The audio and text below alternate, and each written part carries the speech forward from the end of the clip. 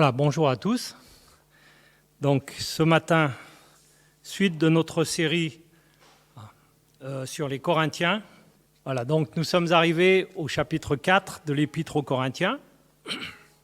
Quand on écoute un peu les informations et qu'on constate tous ces hommes politiques, ces hauts fonctionnaires, tous ces gestionnaires des biens de l'État qui se retrouvent les uns après les autres au tribunal, en procès, voire en prison pour certains, qu'on nous parle de détournement, qu'on nous parle de gaspillage, on a tendance à se dire, en voyant comment vivent ces hommes, se dire, si la politique c'est ça ne m'intéresse pas.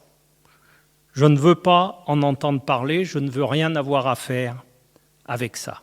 Et c'est un peu ce raisonnement que pose l'apôtre Paul dans ce 4e chapitre de l'Épître aux Corinthiens, mais pas en s'adressant aux hommes politiques et aux gestionnaires de l'État, mais en s'adressant aux chrétiens.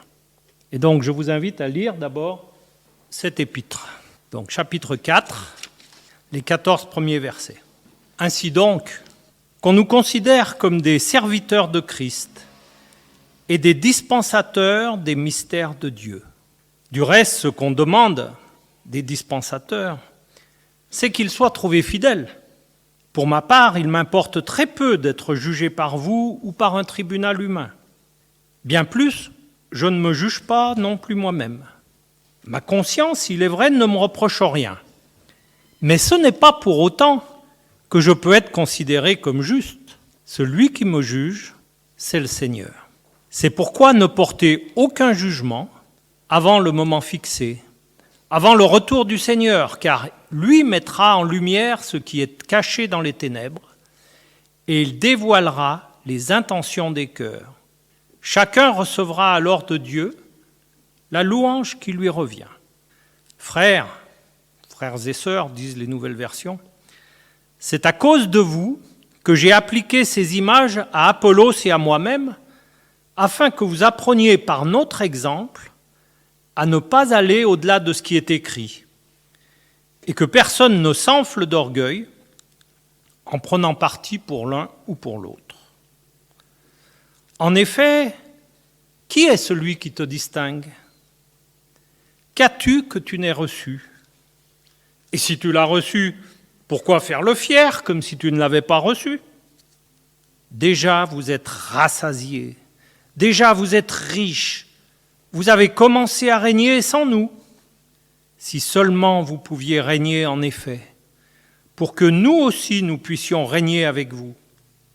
En effet, il me semble que Dieu a fait de nous, apôtres, les derniers des hommes, des condamnés à mort en quelque sorte, puisque nous avons été donnés en spectacle au monde, aux anges et aux hommes.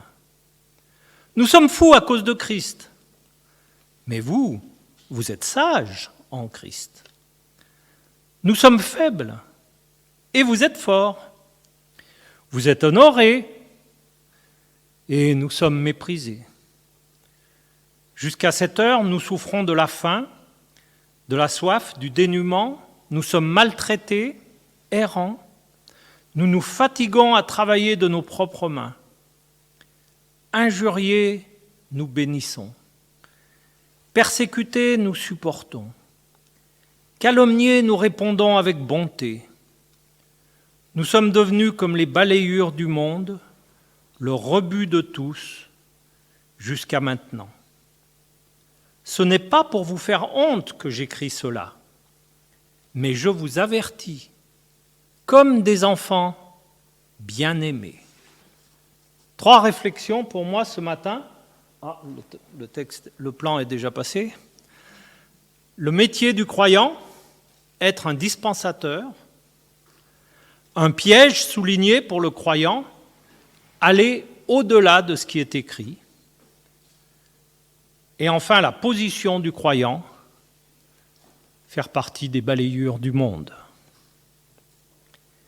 D'abord, être un dispensateur. Qu'est-ce qu'un dispensateur ? Selon le dictionnaire, c'est quelqu'un qui distribue. Selon la Bible, c'est la même définition et elle est traduite selon vos versions et les récits par administrateur, économe, intendant, serviteur établi sur. Mais la particularité biblique, c'est qu'il s'agit bien souvent d'esclaves. D'esclaves, c'est-à-dire de gens qui ne possèdent rien et qui sont établis par leur maître comme gestionnaires de tous les personnels et de tous leurs biens. L'exemple le plus connu, c'est sans doute Joseph, n'est-ce pas? Esclave du chef des gardes, à qui va être confiée toute l'intendance des biens de son maître. Puis le même Joseph, plus tard, lorsqu'il est prisonnier, et à qui va être confiée la gestion de la prison. Et donc la première question que nous pose Paul à travers ce texte, pour savoir si nous sommes des dispensateurs, c'est nous considérons-nous comme des esclaves de Jésus-Christ. C'est-à-dire réalisons-nous que nous avons un Seigneur si bon, si débordant d'amour, que nous pouvons accepter avec joie de ne plus être indépendants, de ne rien avoir en propre, mais d'être dépendants de lui et d'être au service de lui. Sommes-nous des esclaves de Jésus-Christ? Sommes-nous des dispensateurs, c'est-à-dire ensuite, est-ce que nous distribuons des biens qui ne nous appartiennent pas? Parce que, mes amis, cette connaissance de la bonne nouvelle de l'Évangile qui fait que nous sommes là ce matin, cette bonne nouvelle qui a changé nos vies, elle ne nous appartient pas. Et à ce titre, nous n'avons pas le droit de la garder pour nous, nous devons la montrer aux autres, la distribuer à d'autres. Alors, dispensateur, c'est le mot qui vient du verbe dispenser. Et le verbe dispenser, il a deux sens. Il a un sens actif, celui qu'on vient de voir. Dispenser, c'est distribuer. Et puis, il a un sens au passif. Être dispensé, ça veut dire être exempté. Les plus anciens parmi nous qui ont fait leur service militaire savent tout à fait de quoi je veux parler. Peut-être même certains en ont usé, voire abusé. On peut se dire, je viens à l'église pour recevoir. Mais Pierre, dans sa première épître, 1 Pierre chapitre 4, verset 10, nous dit, comme de bons dispensateurs des diverses grâces de Dieu, que chacun de vous mette au service des autres. Si je suis dispensateur, je viens d'abord pour distribuer, c'est-à-dire pour donner. Et lorsque, en plus, Dieu permet que je reçoive et que je sois nourri, alors mon désir doit être encore plus de redistribuer tous ces trésors qu'il me confie. Sinon, donc ça, c'est le premier état d'esprit, distribuer. Sinon, c'est que je vis au temps passif, que je m'estime être exempté.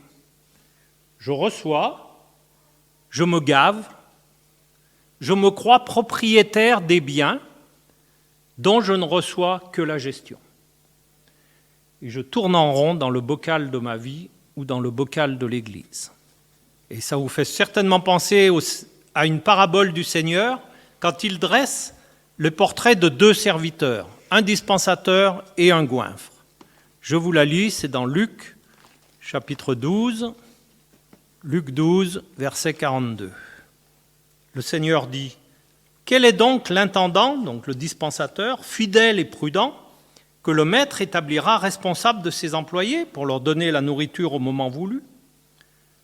Heureux le serviteur, que son maître à son retour trouvera occupé à son travail. Je vous le dis en vérité, il l'établira responsable de tous ses biens. Mais si ce serviteur se dit en lui-même, « Oh, mon maître tarde à venir », s'il se met à battre les autres serviteurs, à manger, à boire, à s'enivrer, alors le maître de ce serviteur viendra le jour où il ne s'y attend pas, à l'heure qu'il ne connaît pas. Il le punira sévèrement et lui fera partager le sort des infidèles. Le serviteur qui a connu la volonté de son maître et qui n'a rien préparé pour s'y conformer sera battu d'un grand nombre de coups. Le dispensateur, c'est ce serviteur fidèle, prudent, que son maître établit pour donner de la nourriture au temps convenable. Le second, c'est celui qui mange, qui boit, qui se gave et qui ignore ses compagnons. Et je pense que l'apôtre Paul reprend cette image au verset 8 de 1 Corinthiens 4, quand il dit aux chrétiens de Corinthe, vous êtes déjà rassasiés, vous êtes déjà en train de régner. Vous avez tous noté que la Bible, en tant que parole de Dieu, est quelque chose de nourrissant, de très nourrissant. Mais si on mange et qu'on ne se dépense pas entre les repas, et si un jour vous m'invitez chez vous, vous pouvez être sûr qu'après le repas, je vous dirai « et si on allait faire un tour ?» Parce que si je veux digérer, il faut marcher.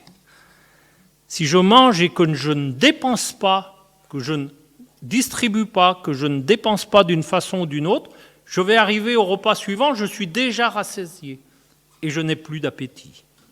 D'où la question, est-ce que actuellement je suis plutôt un dispensateur ou un goinfre ?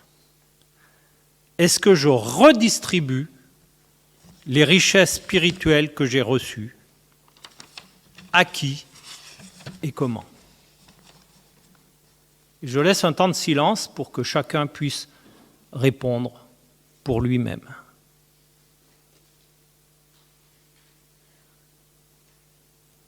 Deuxième question, si je suis un dispensateur, comment gérons-nous? Si nous sommes les gestionnaires de la bonne nouvelle de l'Évangile, comment la gérons-nous? Et Paul reprend un sujet qui est cher à Jésus, et je pense que vous avez remarqué, pendant que je parle, que vous pouvez avoir à l'esprit toutes ces paraboles de Jésus où il parle de la responsabilité des serviteurs. Vous pensez à d'autres que celles que j'ai déjà citées?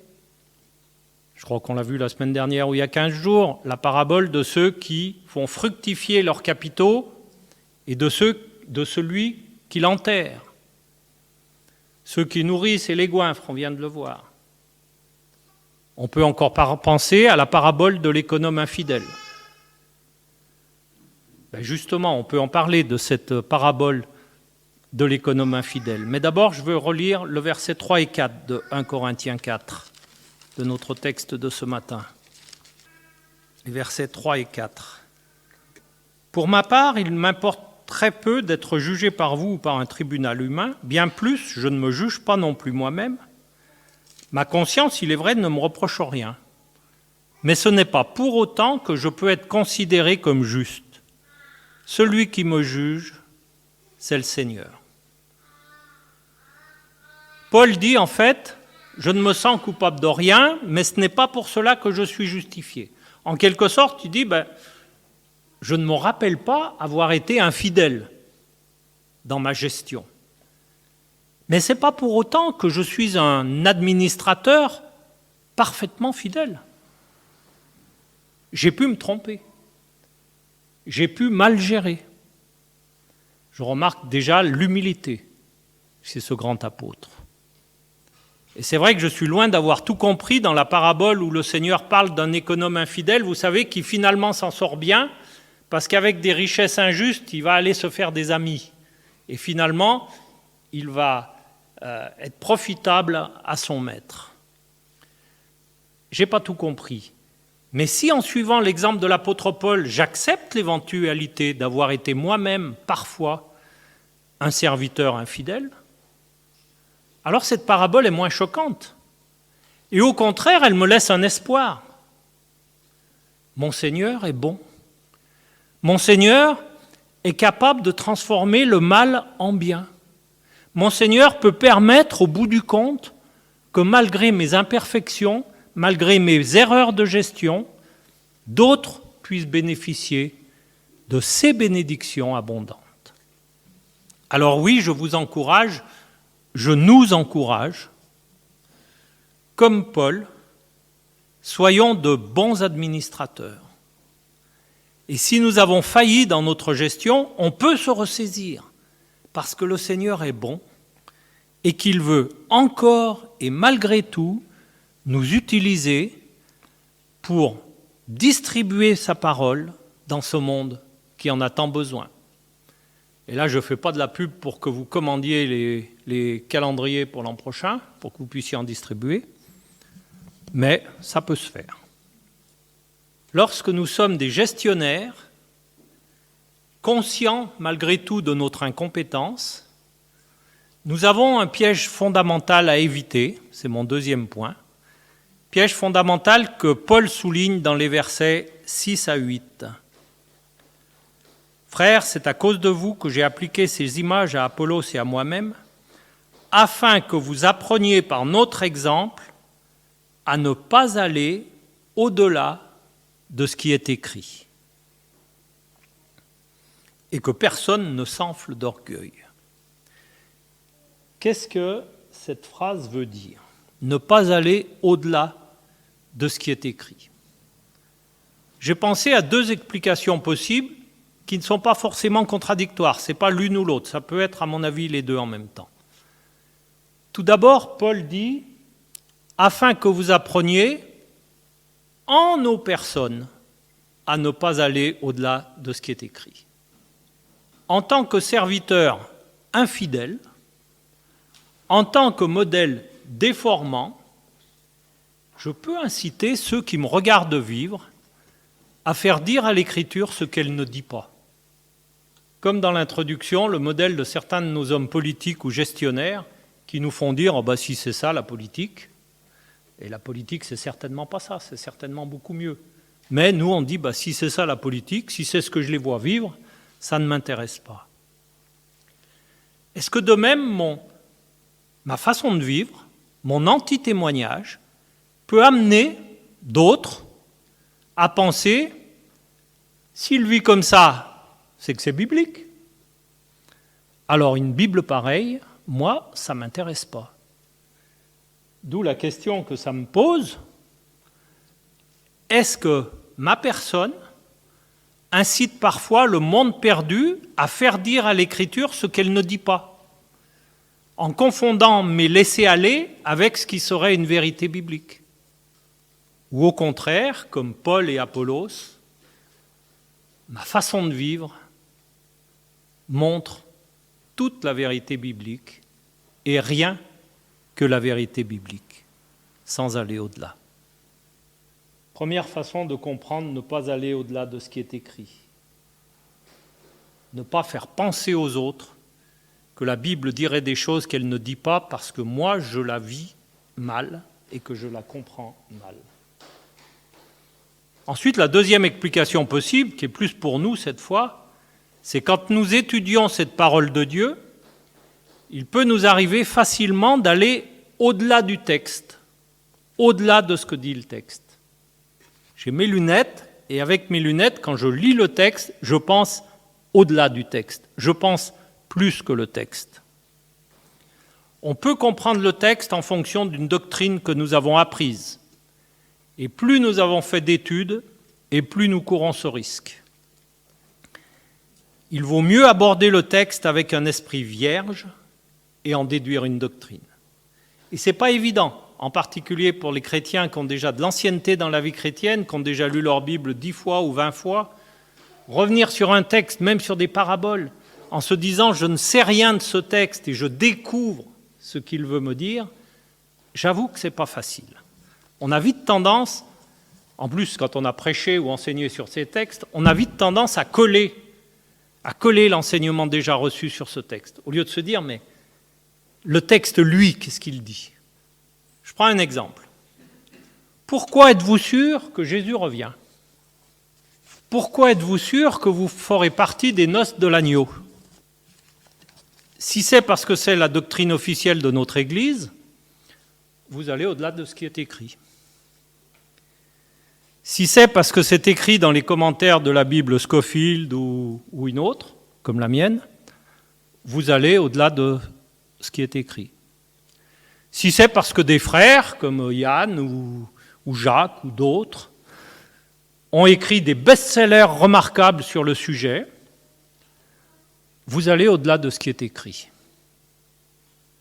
Mais si chaque année, dans votre lecture annuelle, vous revenez méditer ces textes avec un esprit ouvert, vierge, disant au Seigneur, mais apprends-moi tout à nouveau, et que l'Esprit Saint vous souligne par l'Écriture cette vérité, alors vous restez dans les limites de ce qui est écrit.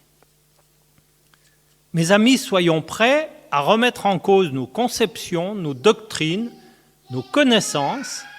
Et c'est pour ça que l'évangélisation est un bon exercice, parce qu'on va tomber sur des questions déroutantes, naïves parfois, où nos connaissances ne servent pas beaucoup si elles sont trop formatées. Et donc, pour éviter ce piège, je nous encourage à lire, puis à étudier, puis à lire, puis à étudier, puis à lire, puis à étudier la Bible. Paul ici fait référence aussi aux divisions entre différents leaders, mais ça on l'a déjà vu au chapitre 1. Enfin, si nous sommes de bons dispensateurs, si au moins nous sommes de bons dispensateurs, que nous avons discerné le risque de faire du gras spirituellement, que nous avons redistribué fidèlement les richesses spirituelles que Dieu nous a confiées, si en plus on prend soin de ne pas aller au-delà de ce qui est écrit, aussi bien dans notre témoignage vécu que dans notre message, alors nous allons recevoir l'estime, l'honneur et le respect de nos concitoyens, n'est-ce pas ? On peut espérer qu'un administrateur intègre soit reconnu dans notre société. Verset 9. En effet, il me semble que Dieu a fait de nous, apôtres, les derniers des hommes. Des condamnés à mort, en quelque sorte, puisque nous avons été donnés en spectacle aux hommes, aux anges, au monde. Nous sommes fous à cause de Christ, mais vous êtes sages en Christ. Nous sommes faibles, mais vous êtes forts. Vous êtes honorés et nous sommes méprisés. Jusqu'à cette heure, nous souffrons de la faim, de la soif, du dénuement. Nous sommes maltraités, errants. Nous nous fatiguons à travailler de nos propres mains. Injuriés, nous bénissons. Persécutés, nous supportons. Calomniés, nous répondons avec bonté. Nous sommes devenus comme les balayures du monde, le rebut de tous, jusqu'à maintenant. Moi, j'aime bien cette mode actuelle d'avoir comme emblème des chrétiens un poisson. Derrière les voitures, on a un poisson, pendu là, on a un poisson, si on a des pins, c'est un poisson. Vous vous rappelez, le poisson, c'est le symbole de l'Église primitive persécutée, à cause des initiales de Jésus-Christ, Fils de Dieu, qui veut dire poisson en grec. Mais en fait, quel rapport entre ma vie, aujourd'hui à Montpellier, et l'Église persécutée ? Est-ce qu'en utilisant à tort et à travers ce symbole de l'Église persécutée du poisson, je ne suis pas petit à petit en train de déformer ce symbole ? Le poisson n'est-il pas en train de devenir le symbole du chrétien qui nage dans ce monde corrompu comme un poisson dans l'eau ? Chrétien rassasié, dit l'apôtre Paul. Chrétien respectable et respecté, aussi à l'aise dans la société décadente qu'un poisson dans l'eau. Alors Paul nous propose un autre emblème ce matin, celui-ci. En pins, c'est pas mal, hein ? Je vais salir ma chemise, c'est pas grave, c'est prévu pour. Hein ? Qui veut mettre un autocollant comme ça sur sa voiture ? Verset 13, nous sommes devenus comme les balayures du monde, le rebut de tous. Paul nous dit, la carte d'identité du serviteur de Christ, elle est marquée profession, rebut. Signe particulier, balayure. À l'époque biblique, un rebut, c'était un condamné qui était destiné à être sacrifié aux divinités pour apaiser les divinités. C'est-à-dire, ces hommes représentaient tout ce qui était intolérable aux yeux de la société. Et donc, ils étaient sacrifiés par des hommes qui croyaient bien faire, puisque c'était intolérable. Ils pensaient bien faire et honorer leur Dieu en les sacrifiant. Le prophète Jonas, quand il est jeté hors du bateau par un équipage convaincu qu'il était une insulte à la divinité, était un rebut. Paul, en Acte 22, vous savez, quand il est arrêté à Jérusalem, qu'il commence à prêcher sur les marches du temple, la foule est tellement horrifiée par ses propos qu'elle crie au tribun, Acte 22, 22, « Hôte de la terre, un pareil homme, il n'est pas digne de vivre. » Paul a à ce moment-là la définition de ce que c'est qu'un rebut. Les chrétiens de l'Église persécutée aujourd'hui sont des rebuts. Je suis convaincu que quand un soldat en Corée du Nord brûle une église ou une tentative d'église, il est convaincu de faire le bien et de protéger son peuple.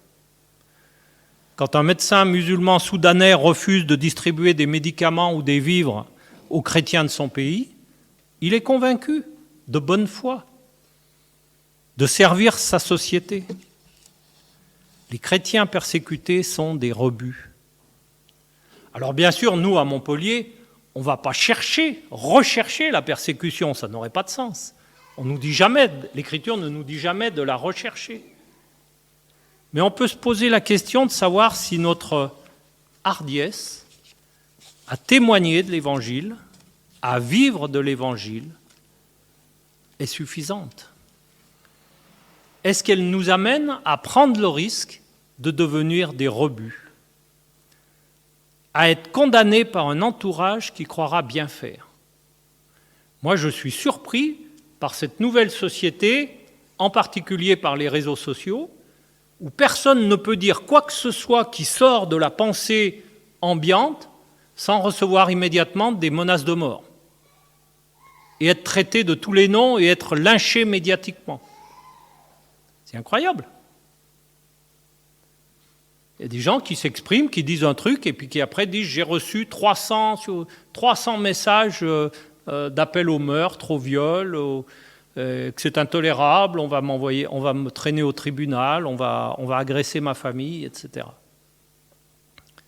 Parce que dans cette société où tout le monde il est beau, tout le monde a raison, et ce que disent les médias, ce que disent les réseaux sociaux, c'est chacun sa vérité, mais il faut penser ça. Comment allons-nous oser de plus en plus, avec tout l'amour nécessaire, et j'insiste sur l'amour, mais allons-nous annoncer l'exclusivité du message biblique? Il n'y a qu'une seule vérité, une unique vérité, et cette vérité s'appelle Jésus-Christ.